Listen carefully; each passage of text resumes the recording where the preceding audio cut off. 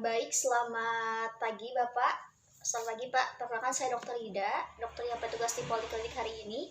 Hari ini saya akan melakukan pemeriksaan fisik hematologi kepada Bapak. Pemeriksaan ini membantu untuk menentukan diagnosis atau keluhan-keluhan yang dialami Bapak. Pemeriksaan itu juga tidak menyakitkan, namun ada sedikit rasa tidak nyaman. Karena Bapak harus membuka paket Bapak sedikit. Apakah Bapak bersedia? Bersedia ya Pak ya. Baik, sebelum melakukan pemeriksaan, ya sambil menunggu dipersilakan Pak untuk ke bed periksa ya. Kemudian sambil melakukan pemeriksaan, dokter sebelum melakukan pemeriksaan, dokter melakukan simple watching dulu dengan teknik 6 langkah, kemudian kemudian memakai handscope dengan teknik skin to skin and gloves to gloves tadi sudah terpasang. Kemudian kita lakukan cek.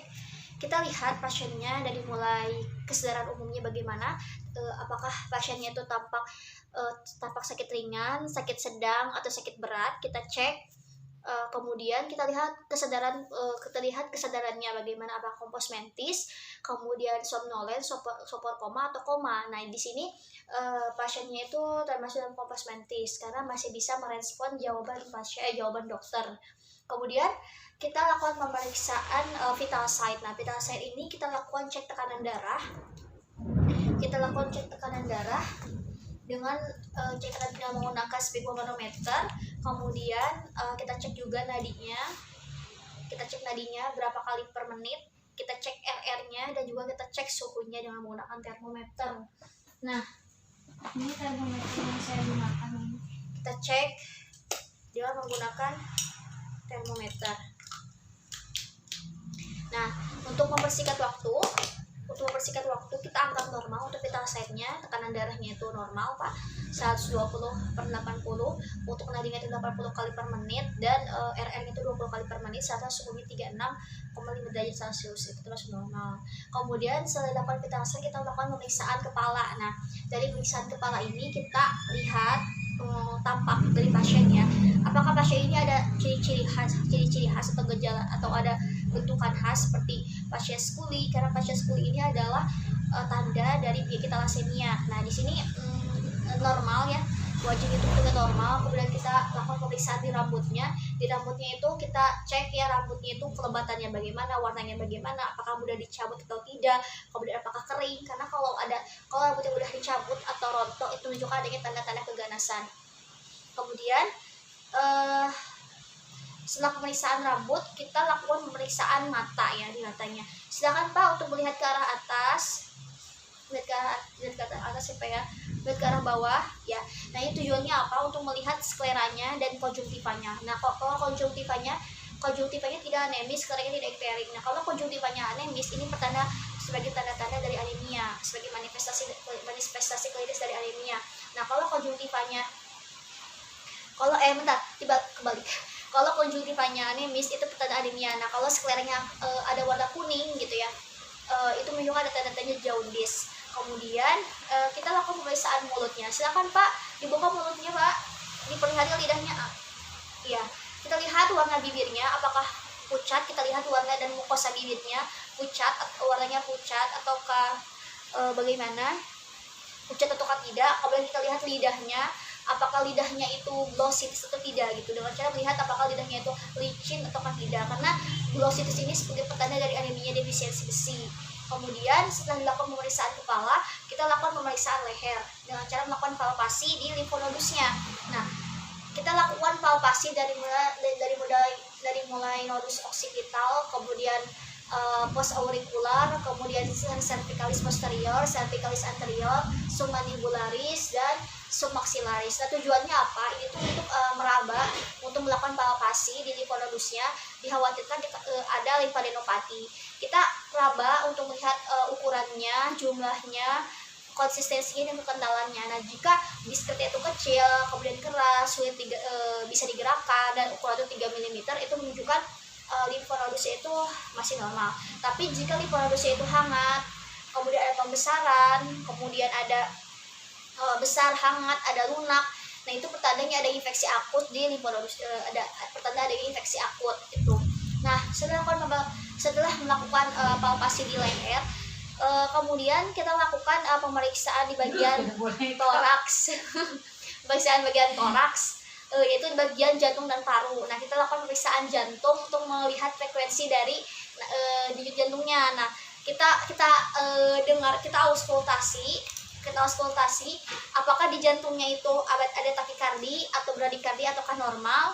Kemudian setelah itu atau kali sering-seringku nih lain bisa bikin kali boneka atau udah salah ribut tuh anjing we. Kita lihat kita dengarkan apakah denyut jantungnya itu cepat atau melambat. Kemudian kita dengarkan juga apakah ada kelainan suara jantung seperti murmur pasistolik, karena jika ada kelainan jantung seperti murmur pasistolik itu sebagai tanda dari anemia berat. Kemudian setelah pemeriksaan jantung kita lakukan bagian abdomen, perutnya. Kita cek ya apakah ada pembesaran hati atau pembesaran limfa. Kita cek hepatomegalinya dengan cara tangan kiri pemeriksa di bagian angkat di bagian punggung pasien, yaitu di CS11 atau CS12, dan tangan kanannya itu ada di legio iliaca dextra. Kemudian kita angkat sedikit heparnya ke arah anterior. Kemudian kita lakukan penekanan sedikit sambil pasiennya tuh diminta untuk inspirasi. Tarik nafas, Pak. Set. Agak pemading dulu. Kita lakukan inspirasi, Pak. Tarik nafas, Pak, maksudnya. Tarik nafas, Pak. Ya. Nah, kemudian kita raba ya di bagian hepanya, dan hepanya itu tidak teraba. Masanya itu masa superfisial 1 sampai 2 cm di bawah tepi bawah arcus costa dextra. Kemudian ya berarti tidak ada pembesaran dari hepar.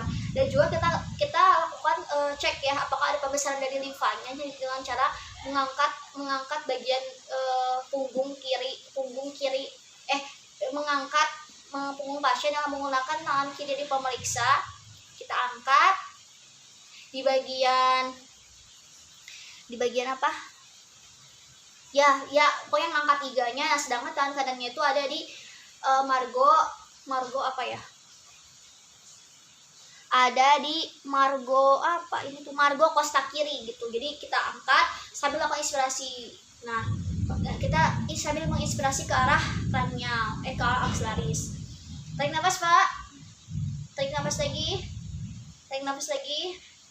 Nah, kemudian hasilnya tuh tidak ada pembesaran hepar, tidak ada pembesaran limfa juga. Nah, pemeriksaan limfa ini ciri-cirinya tuh limfanya tuh tidak ada nyeri tekan dan tidak teraba. Nah, untuk mengukur limfanya tuh seberapa besar itu dengan ada yang namanya tuh kriteria Sapner. Yang mana kriteria Sapner itu adalah untuk mengecek pembesaran limfa dari mulai garisnya tuh dari mulai arcus costa kiri sampai ke legio inguinalis kanan gitu. Nah, dan pertengahannya itu ada di umbilicus. Umbilicus itu ada di Sapner 4 gitu. Nah, setelah dilakukan pemeriksaan kepala, mata, mulut, leher, jantung, abdomennya itu ada hepatomegali dan splenomegali itu normal.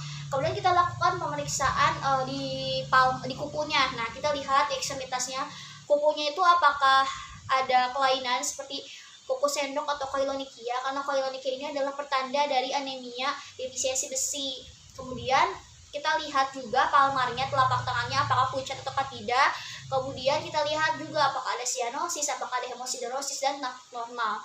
Kemudian kita tanya, setelah itu kita lakukan identifikasi di perdarahan.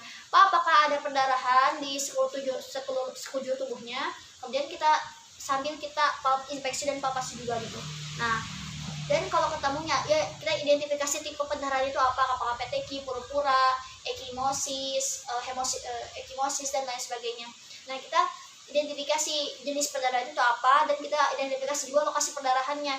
Di mana Pak lokasinya, apakah di bekas operasi, bentuknya simetris atau tidak, sirkumsisi, terus apakah ada pendarahan di gusi dan lain sebagainya. Dan apakah perdarahannya itu single atau multiple, kita identifikasi lokasinya. Kemudian kita cek juga keganasan. Nah, keganasan ini biasanya ditandai dengan rambutnya rontok, kemudian ada infiltrasi. Pak, apakah ada benjolan di badannya? Dan kalau ada benjolan, di mana lokasinya? Nah, biasanya ditandai adanya massa, adanya benjolan, adanya infiltrasi, adanya papil edema dan lain sebagainya. Baik Pak, untuk pemeriksaan fisik hematologi ini telah selesai. Pemeriksaan ini pemeriksaan telah selesai. Dipersilakan Pak untuk kembali ke meja ya Pak ya. Ya, silakan. Nah, kemudian dokter melakukan simpan hair washing lagi dan baik Pak, pemeriksaannya telah selesai. Dipersilakan Pak, kita kembali ke meja periksa ya. Nah, Pak, pemeriksaannya telah selesai. Selanjutnya kita akan melakukan pemeriksaan penunjang ya Pak ya, tentunya untuk membantu diagnosis Bapak. Hasilnya akan saya catat di rekam medis. Terima kasih Pak atas kerjasamanya. Setelah itu dokter melakukan simpan washing kembali dan membuka ekspor dan pemeriksaan telah selesai.